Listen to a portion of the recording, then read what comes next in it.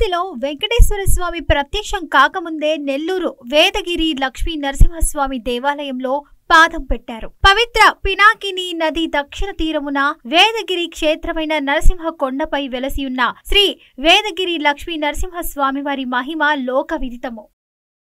పూర్వము కశ్యప ప్రజాపతి మహర్షి లోక కళ్యాణార్థము సప్త మహర్షులచే యజ్ఞం చేయ తలపెట్టి వేదగిరికి దక్షిణ దిక్కున ఉన్న లోయలో 7 హోమకుండములు ఏర్పరిచి యాగ సంరక్షణార్థం శ్రీ గోవిందరాజస్వామి వారిని ప్రతిష్ఠ గావించి యాగమును నిర్విఘ్నముగా పూర్తి చేసెను. ఆ యాగ పూర్ణాహుతి నుండి వైశాఖ శుద్ధ చతుర్దశి స్వాతి నక్షత్రం సాయం సంధ్యా సమయమున ఉద్భవించిన తేజస్సు జ్యోతి రూపమున ఉత్తర దిశగా ప్రయాణించి ప్రస్తుతము స్వామివారు వెలిసి ఉన్న గుహలో అంతర్ధానమయ్యెను. ఆ జ్యోతిని గుహలో జ్యోతి స్థానములో వెలిసియున్న శ్రీ లక్ష్మీ నరసింహ స్వామివారిని కశ్యపాది సప్త మహర్షులు గాంచి అచ్చటనే స్వామిని ప్రతిష్ఠ గావించిరి. సప్త మహర్షులు యాగము చేసిన 7 హోమకుండములు 7 కోనేర్లుగా నేటికి వెలిసియున్నవి. శ్రీకృష్ణార్జుల చేత తరుమబడిన అశ్వత్థామ తలదాచుకున్న గుహలు ఇచ్చట ఉన్నవని ప్రతీతి. వనవాస కాలంలో రాముల వారు వేదగిరి దర్శించినట్లు రామాయణం తెలుపుచున్నది. తిరుమల శ్రీ వెంకటేశ్వర స్వామి వారు తిరుమలలో ప్రత్యక్షం కావడానికి ముందే వేదగిరి క్షేత్రంపై శ్రీవారు పాదం పెట్టారని, అప్పటికే శ్రీ వేదగిరి లక్ష్మీ నరసింహస్వామి వారు ఇచ్చట వెలసియున్నందున తిరుమలపై వెలిసారని ప్రతీతి. ఇప్పటికీ శ్రీ వెంకటేశ్వర స్వామి వారి పాద పద్మాలు వేదగిరి క్షేత్రంపై దర్శించవచ్చు. 1200 సంవత్సరాల క్రిందట పల్లవరాజులు గుహలోని స్వామివారికి సింహాకారముగా దేవాలయం నిర్మించిన శాసనాల ద్వారా తెలియచున్నది. శ్రీ స్వామివారి జన్మ నక్షత్రం స్వాతి నక్షత్రం రోజున భక్తులు ప్రార్థన, అభిషేకములు, కళ్యాణోత్సవములు, పావడ సేవలు, విశేష పూజలు జరిపించుకొనుట, దీని ద్వారా తమ కోరికలు సఫలము చేసుకుని వైశాఖ చతుర్దశి స్వాతి నక్షత్రము రోజున శ్రీ స్వామివారు వేదగిరి క్షేత్రంపై వెలసి ఉన్నందున ప్రతి సంవత్సరము స్వామివారికి బంగారు గరుడ వాహన సేవ జరుగుతున్నట్లుగా అనగా 11 రోజులు నవాహ్నికముగా శ్రీ స్వామివారి వార్షిక బ్రహ్మోత్సవాలు జరుపుచున్నారు. శ్రీ స్వామివారి అమ్మవారి ఆశీస్సులు పొందుచున్నారు. నెల్లూరు రూరల్ ప్రాంతంలో స్వయంగా వెలిసిన శ్రీ వేదగిరి లక్ష్మీ నరసింహస్వామి ఎంతో ప్రాచీనమైనది. దీని యొక్క విశిష్టత గురించి పూర్తిగా మనకు సమాచారం అందించేందుకు ఈవో గోపి ఉన్నారు. మరిన్ని విషయాలు అడిగి తెలుసుకుందాం. సార్ చెప్పండి సార్, ఈ గుడిని ఏ విధంగా రాబోయే తరంలో ఏ విధంగా అభివృద్ధి చేయబోతున్నారు, దీని యొక్క ప్రాముఖ్యత గురించి ప్రజలకు మరింత చేసేదానికి, అదే మీరు చేపడుతున్న హోమాల గురించి ప్రజలకు వివరించండి సార్. శ్రీ వేదగిరి లక్ష్మీ నరసింహస్వామి పరబ్రహ్మణ్య నమః. ముందుగా శ్రీ పొట్టి శ్రీరాములు నెల్లూరు జిల్లా ఆంధ్ర రాష్ట్రంలో ఉన్నటువంటి శ్రీ వేదగిరి లక్ష్మీ నరసింహస్వామి వారి భక్తులందరికీ మరియు బీఆర్కే న్యూస్ ప్రేక్షకులందరికీ శుభాకాంక్షలు, శుభాభినందనలు. నెల్లూరు శ్రీ పొట్టి శ్రీరాములు నెల్లూరు జిల్లా నెల్లూరు రూరల్ మండలం రూరల్ అసెంబ్లీ నియోజకవర్గ పరిధిలో ఉన్నటువంటి నరసింహకొండపై వేదగిరి క్షేత్రంగా వెలిసి ఉన్న శ్రీ వేదగిరి లక్ష్మీ నరసింహస్వామి వారి దేవస్థానం ఎంతో ప్రాచీనమైనది. ఇక్కడ కొండపైన 7 కోనేర్లు కూడా ఉన్నాయి. ఎప్పటి నుంచో అనాదిగా ప్రాచీనంగా మన దేవస్థానం మనకు తెలిసినంత వరకు 4వ శతాబ్దం కంటే పూర్వమే ఉందని, ఇంకా చారిత్రక ఆధారాల ప్రకారం కురుక్షేత్రం కంటే కూడా ముందే వెలిసినట్లుగా తెలుస్తోంది. ఈ నేపథ్యంలో కొండపైన ఉన్నటువంటి 7 కోనేర్లు దగ్గర సప్తమహర్షులు కశ్యప ప్రజాపతి మహర్షి యొక్క ఆధ్వర్యంలో సప్తమహర్షులు చేసినటువంటి మహాయాగంలో యాగ సంరక్షణార్థం ముందుగా గోవిందరాజస్వామి వారిని ప్రతిష్ఠ చేసుకుని, తదుపరి యాగం పూర్తిగా అయ్యే టైంకి పూర్ణాహుతి సమయంలో శ్రీ వేదగిరి లక్ష్మీ నరసింహస్వామి వారు జ్యోతి స్వరూపంలో వెలసి, అక్కడి నుంచి ఇక్కడ ఈ కొండపైన ప్రస్తుతం స్వామివారు ఉన్నటువంటి సన్నిధి, అది ఒక గుహ, కొండ గుహది.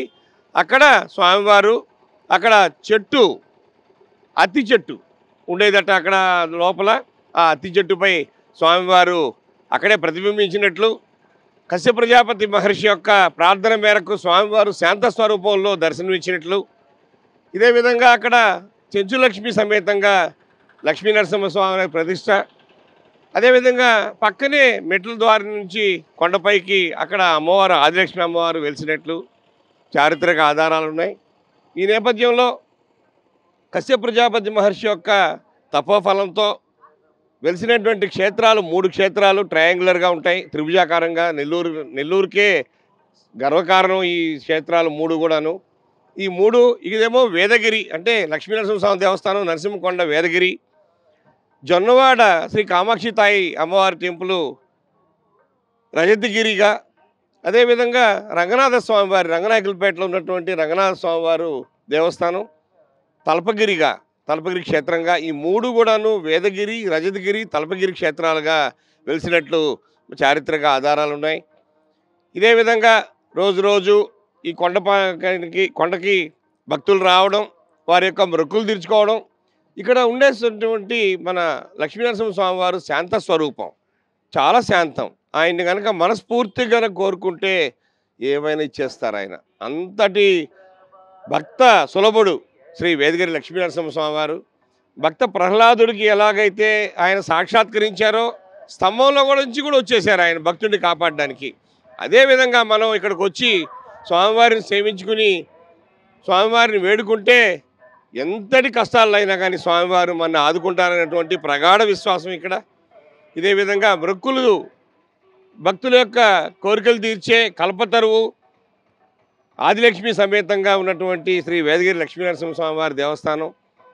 ఇక్కడ భక్తులకు కూడాను రోజుకి పెరుగుతున్నారు కాబట్టి భక్తులు తాకిడి, వారికి తగ్గట్టుగా సౌకర్యాలు కూడా ఏర్పాటు చేయడం జరుగుతుంది. ఇక్కడికి కొండపైకి రావడానికి మంచి మార్గం ఉంది. నేరుగా వాహనాలు ప్రతి కారు 4 ఏదైనా కానీ వాహనాలు ఇక్కడ నేరుగా వచ్చి స్వామివారి రాజగోపురం ముందే ఆపుకోవచ్చు, అంతటి సౌలభ్యం. ఇదే విధంగా గిరి ప్రదక్షిణ ఉంటుంది కొండపైనే. ప్రతి ఉత్సవం కూడాను గిరి ప్రదక్షిణ మార్గంలోనే జరుగుతుంటుంది స్వామివారికి. ప్రతి పౌర్ణమికి కూడాను స్వామివారికి చిన్న గరుడ వాహన సేవ ఉంటుంది సాయంత్రం 6 గంటల నుంచి. చక్కగా అందరూ భక్తులు కూడా వచ్చి ఈ కార్యక్రమాలంతా కూడా వీక్షిస్తారు.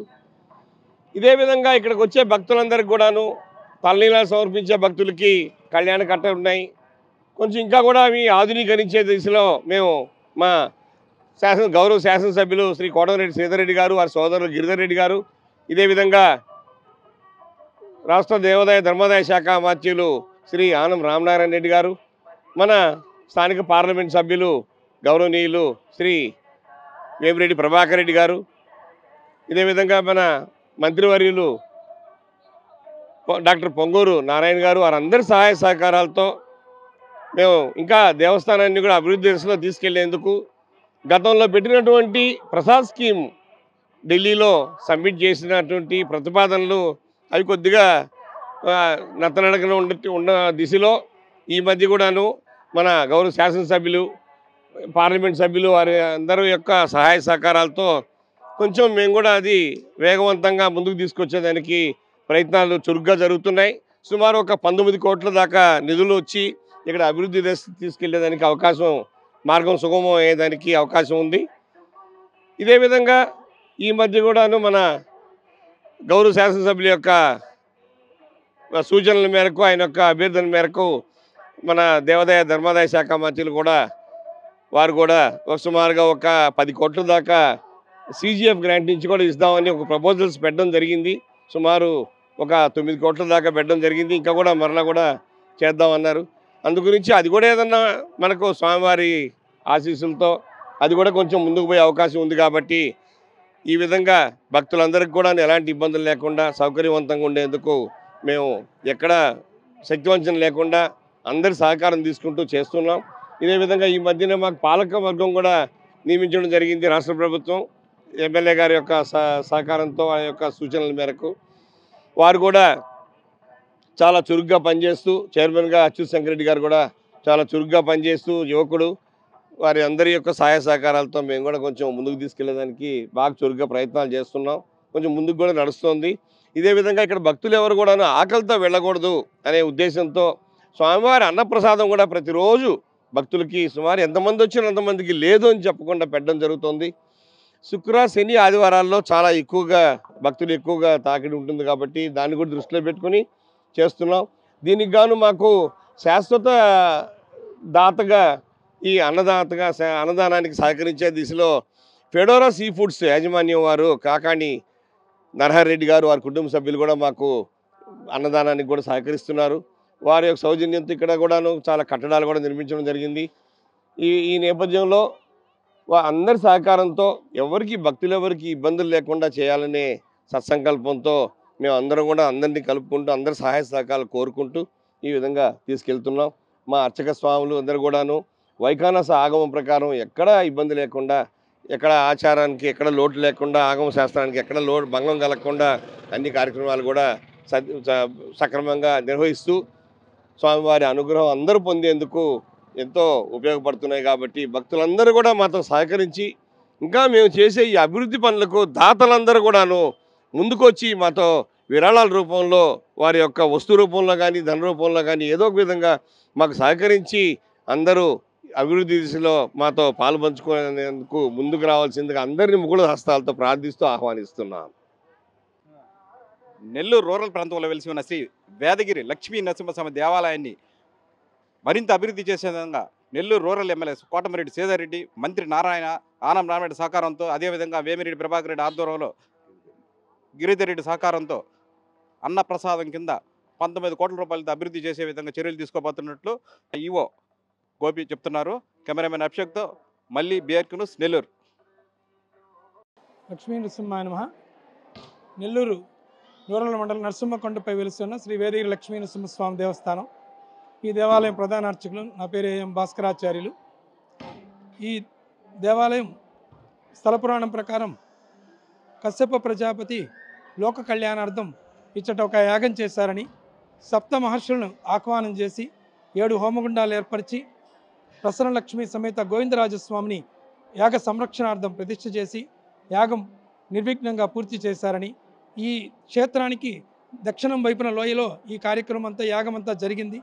ఆ యాగ పూర్ణాహుతి నుంచి వచ్చి ఒక జ్యోతి వెలువడి ప్రస్తుతం స్వామివారు వెలుస్తున్న ఇది గుహాది మా గుడి అంతా ఆ గుహలో అంతర్ధానమైందని చెప్పనేసి ఆ జ్యోతిని వెంబడించి వచ్చిన కశ్యపాది మహర్షులు ఆ గుహలో లక్ష్మీ నరసింహస్వామిగా ప్రసన్నం చేసుకున్నారనేసి స్థల పురాణం తెలుపుతుంది.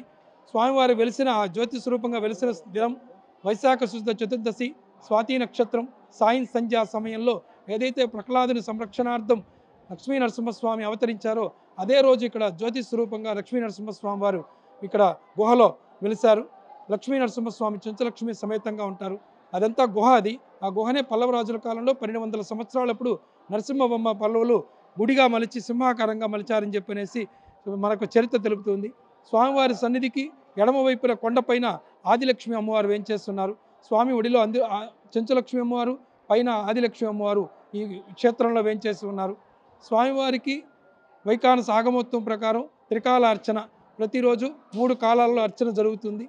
విశేషంగా స్వామికి శనివారం విశేషము, స్వామివారి జన్మ నక్షత్రమైన స్వాతి నక్షత్రం విశేషము. ప్రతి నెల వచ్చే స్వాతి నక్షత్రం రోజు స్వామివారికి ఉదయం 8 గంటలకి పంచామృత అభిషేకము, 10:30 గంటలకు స్వామివారికి తిరుప్పావడ సేవ, విశేషంగా పులిహోర రాశిగా పోసి ప్రసాదం అంతా కూడా స్వామికి ఆహుతి కోసం నివేదన చేయడం అనే తిరుప్పావడి సేవ వైభవంగా జరగబడుతుంది.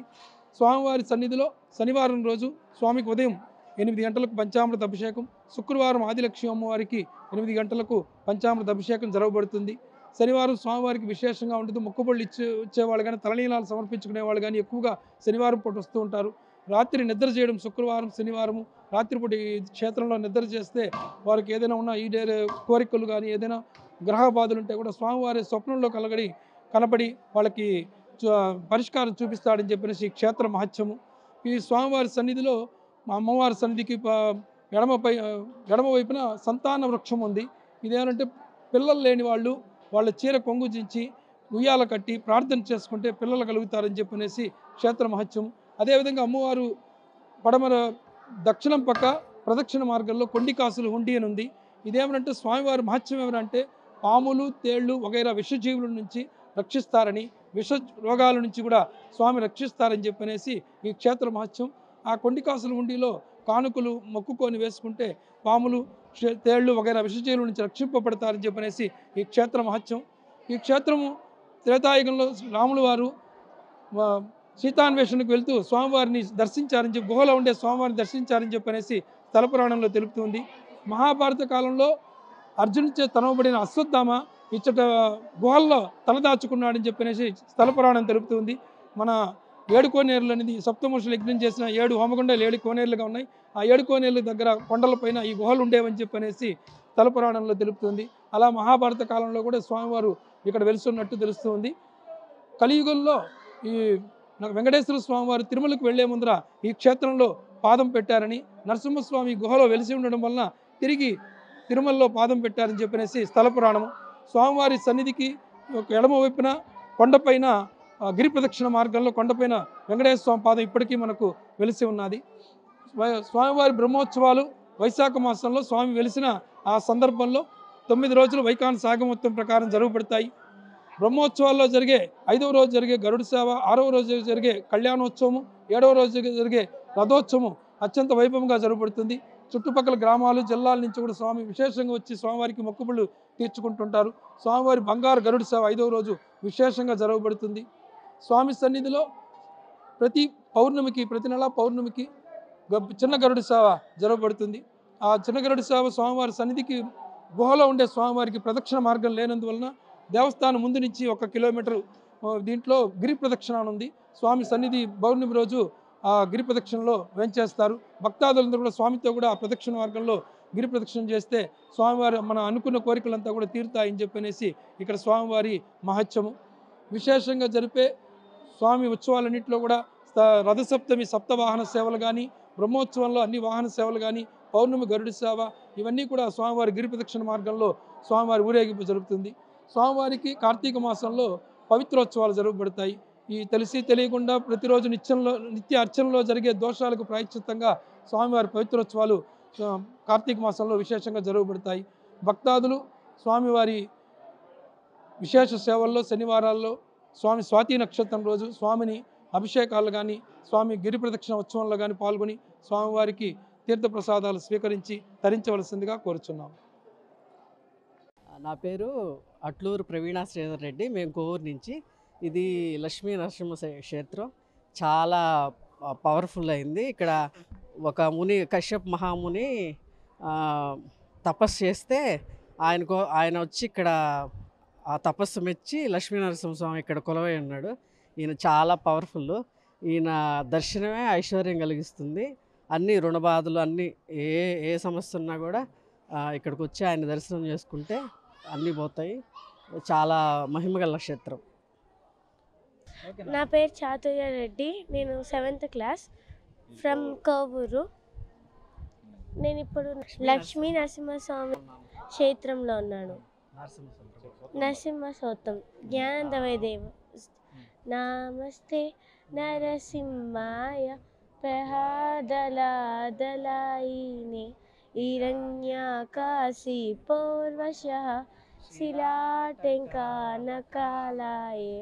ఇతో నరసింహ పరతో నరసింహ ఎతో యామి తతో నరసింహ వహే నరసింహ హృదయే నరసింహ నరసింహపదే శరణం ప్రవతే కమ్మ తవ కవలవరే నక అబ్జుత శృంగ దళిత హిరణ్యకశిపో తను భృంగ కేశవదూత నరహరి రూప జయ జగదీశ హరే జయ జగదీశ హరే.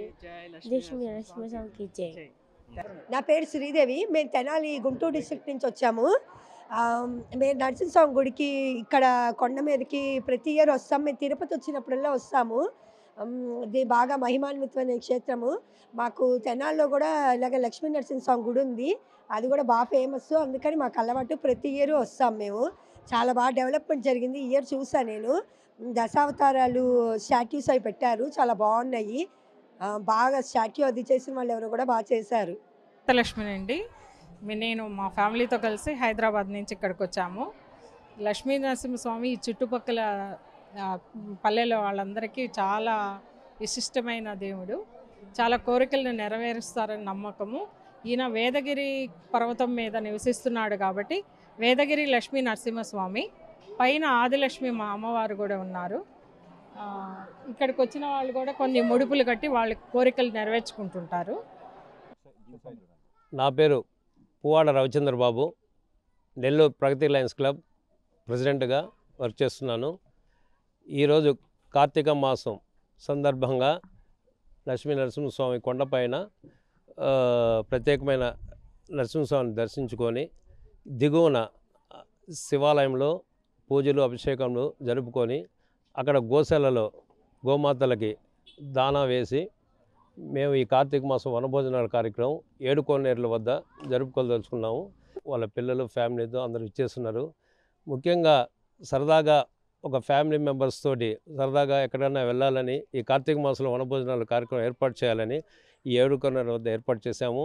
అందరికీ ఈ కార్యక్రమానికి విచ్చేసిన ప్రగతి లయన్స్ క్లబ్ ఫ్యామిలీ మెంబర్స్కి, పిల్లలకి, పెద్దలకి అందరికీ పేరు పేరున నా ధన్యవాదాలు తెలుపుతున్నాను.